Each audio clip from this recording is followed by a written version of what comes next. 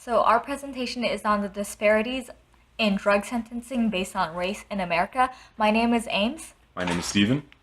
So America has had a long and complicated history of persecuting drug use that is not only determined by the dangers that drugs pose to our economy or to human lives, but also by the race of the people being prosecuted. In our presentation, we will examine the biological basis of racism and the effects of drug use on the brain, and also explore the statistics of exactly who in America is being sentenced for using drugs, as well as what we can do to make positive changes to our existing judicial system. So, if we look at the history of racial bias in drug sentencing, um, the crackdown on drugs has always had a racial bias to it, starting in the Nixon era with this quote that we talked about in class. By getting the public to associate the hippies with marijuana and blacks with heroin, and then criminalizing both heavily, we could disrupt those communities. And the main driving force for this was both those communities were seen as the biggest threat to the war effort in Vietnam. So, cracking down on those communities in particular could help disrupt it.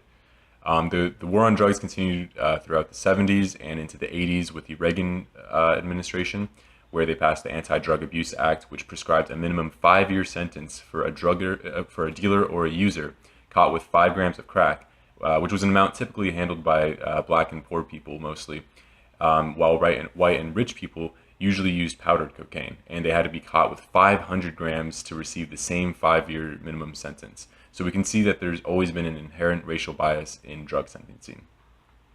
If we look at the 1997 rates that we talked about in class of incarceration versus drug use, you can see that even though white males and black males use drugs at approximately the same percent, 42 and 39 respectively, black males are much, much more likely to be incarcerated for it. The same is true for females, although it's on a lesser degree. So before we can talk about how drug sentencing is racially biased, we first have to address how racial biases are constructed at a biological level. The amygdala, the angular cingulate gyrus, the fusiform face area, and the prefrontal cortex are all brain areas involved in discrimination and social processing.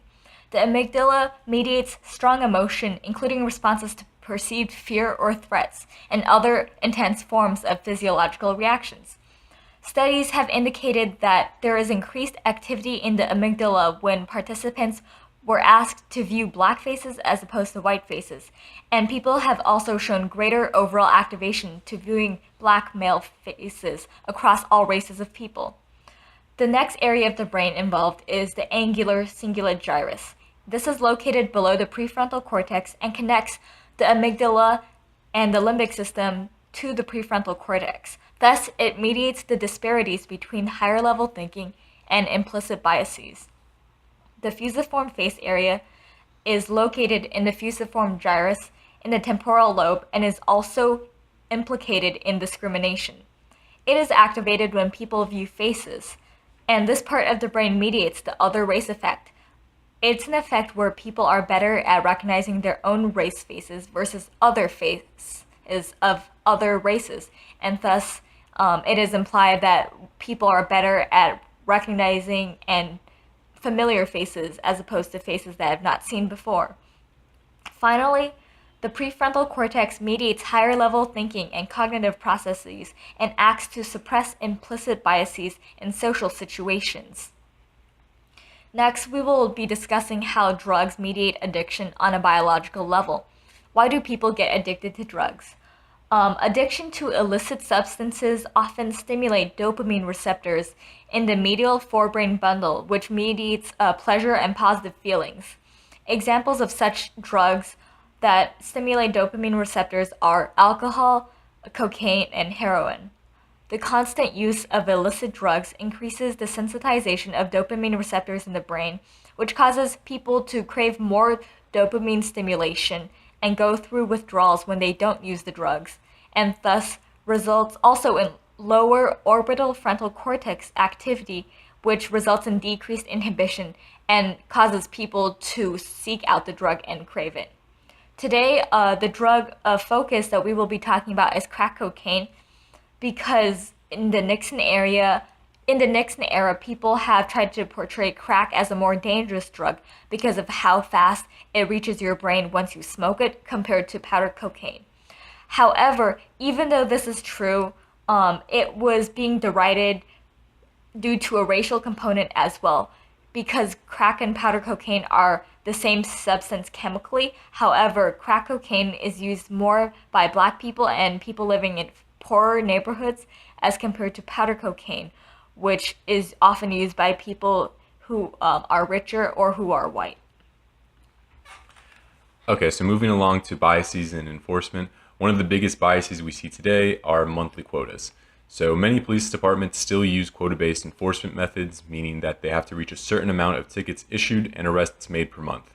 A lot deny the use of these quota-based systems, saying that they are simply quote-unquote productivity goals, but this is a shroud for what really occurs.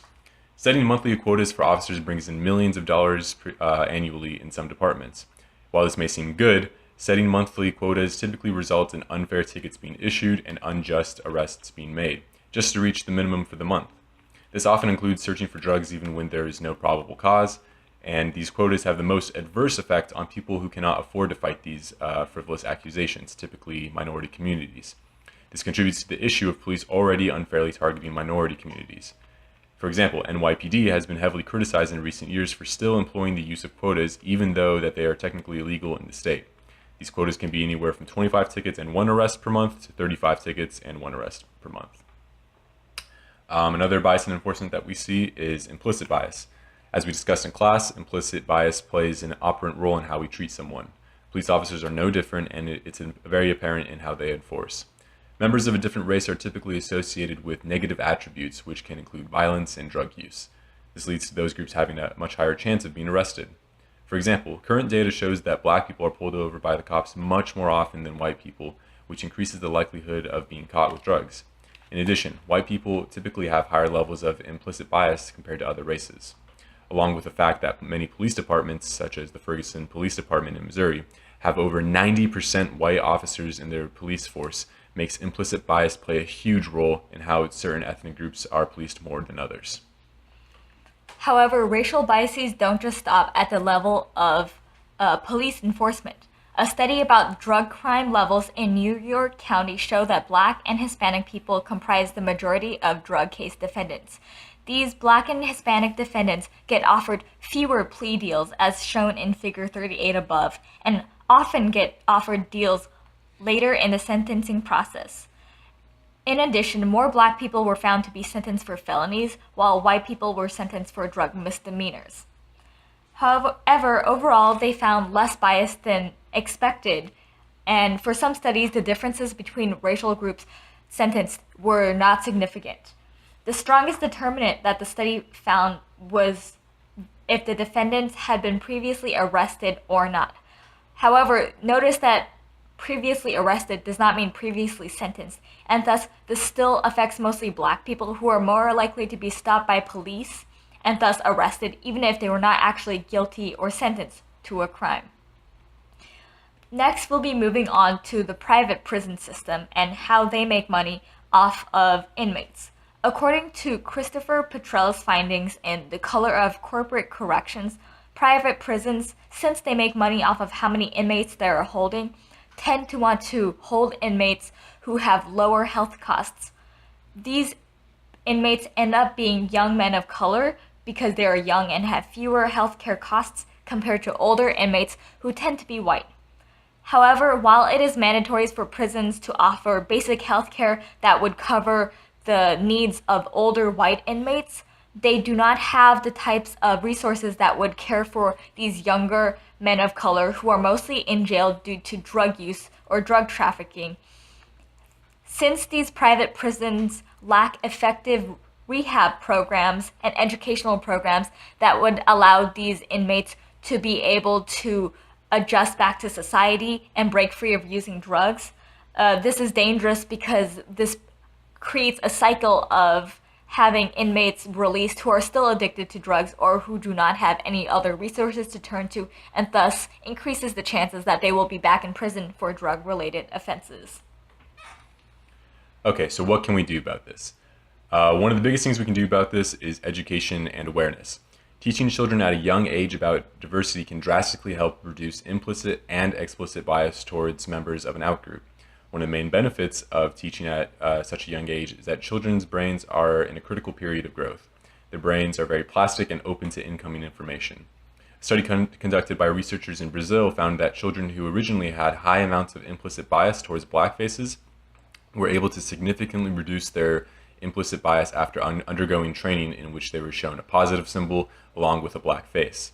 This shows that the brain, especially at such a young age, is very moldable, and education about diversity can help reduce bias. Another thing we can do is change legislation. Mandatory minimum sentencing laws require binding prison terms of a particular length for people convicted of certain federal and state crimes. They pose as an easy fix to very complicated issues. Many of these mandatory minimums are for drug-related crimes, where if people are caught with any amount of a particular drug, they have to serve prison time for a certain period. These laws often result in low-level offenders who are completely naive of these laws serving absurdly long prison sentences. Like with other drug laws, mandatory minimums often target minorities in particular. According to the United States Sentencing Commission, in 2010, nearly 75% of people sentenced for drugs under mandatory minimum laws were black and Hispanic, showing the blatant racial bias that is inherent in these laws. In addition, mandatory minimums are responsible for the exponential increase of prisoners in the last 20 to 30 years, where our prison population has nearly quadrupled. Unfortunately, the current administration is hoping to restore some of these mandatory minimum laws, but if we hope to reduce drug sentencing, abolishing mandatory minimums is a must. We can also work on police training. Incorporating courses into police training that focus on sociology can drastically change the way police officers enforce laws. Teaching our police force the history of racism and the law can greatly increase sensitivity to these subjects and can help the way police view the system. In addition, teaching police about explicit and implicit biases that we all have can help them be more aware of these biases and how to attenuate them. Some of these biases that we most benefit would be stop and frisks, car searches, and drive-thrus in poor neighborhoods, as these contribute to many unjust drug arrests. Another great change in legislation that we can do would be changing marijuana drug scheduling. Marijuana is currently held as a Schedule I drug by the DEA, and that means that it's considered to have no currently accepted medical use and is among the same ranks of heroin and MDMA. This is in spite of the fact that there has yet to be any empirical research showing deaths directly related to marijuana, much unlike heroin. I single out marijuana in particular because police currently arrest more people for marijuana possession than all violent crimes combined. The DEA also reaffirmed marijuana's classification as a Schedule I drug in August 2016, despite the fact that recreational use of marijuana has been legalized in 8 states and Washington, D.C. This is in addition to the many other states that have legalized its medical use. If we hope to reduce drug sentencing at all, it is a must that we change the scheduling of marijuana to something more appropriate for its nature. Finally, we will be closing off our presentation with a drug PSA that was remade from the 90s version to a current version that reflects the racial biases of drug sentencing.